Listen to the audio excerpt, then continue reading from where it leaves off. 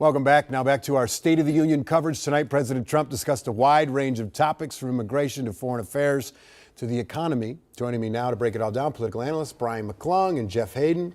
Good to see you guys. Welcome back to the hot seats, if you will. Yes. That's the spot. All right. Long speech, hour 48 minutes, record setting. What worked, what didn't? Well, I think what President Trump wanted to do tonight was a reset for Republicans. Republicans and the president have seen their poll numbers go down over these last few months. President's approval number is at about 39% right now. So this is a chance to reset for the midterms. So really that's why you heard kind of his greatest hits and accomplishments from the first year on the economy, on the southern border, etc. So he's trying to get the focus back on those things. Really, the economy and immigration, those are the two things that helped him get elected, trying to bring those back into the forefront. Did it work?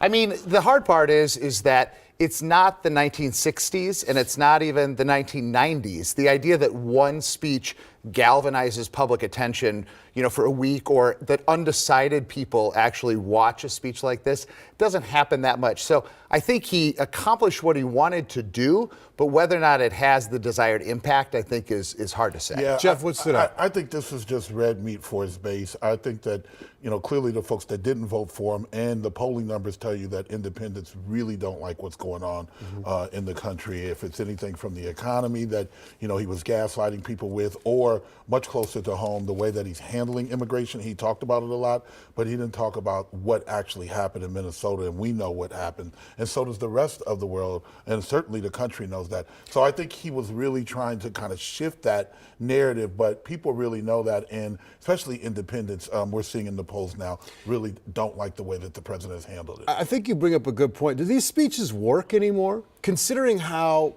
the narratives can change so quickly depending on what app you're looking at, what news outlet you're looking at. There's constant new information. Does this move the needle at all for anyone? Well, it's hard, but it kind of creates some content and fodder for the things that have moved voters, including things like TikTok, which President Trump saved and is now there. And there were a lot of young voters that got those messages from the right side of the equation over the last presidential campaign. Yeah. So in that sense, it can, but just as a galvanizing, it's not the way it used to be. But I will say, to your point, there's enough content that's coming on from the left that we didn't necessarily see. They had the State of the Swamp, even the Democratic response. So at the same token, those viewers are going to get heavy in their algorithm, the counter narrative to that too. So I don't know if it makes a lot of difference to anybody other than the folks that really support him. Minnesota was, a single topic that was highlighted during the speech. She talked about, I don't know where the number came, $19 billion in fraud was a whole nother number that no one else has gotten to. But he doubled down on the racism against Somali, called them pirates, Somali immigrants. The fraud is still there, though, and he was attacking that. Didn't mention immigration, but attacked the fraud. What do you think about that Minnesota entry into the speech? Well, we were remarking, I can't remember the last time that Minnesota was mentioned in a State of the Union address, right? So even for us to be there and be back, it kind of catches you off guard, right? And as a Minnesotan, I was like, well, I hope he moves on, right? I really do not want to be a focus. We've had enough focus on Minnesota. I don't know where the $19 billion, I think it was $9 billion and they put a 1 in front of it. Maybe that was it. So, hard Yeah, to but that's know. a number that's been, we've been on other shows where that $19 billion, like that number just comes out of the air. I think it's something that you continue to push. If you take the fraud, you overlay that with the racism, I think that really kind of works up, or they're hoping that works up people. So I think that's the strategy. Yeah, and then finally it was it was a medal ceremony.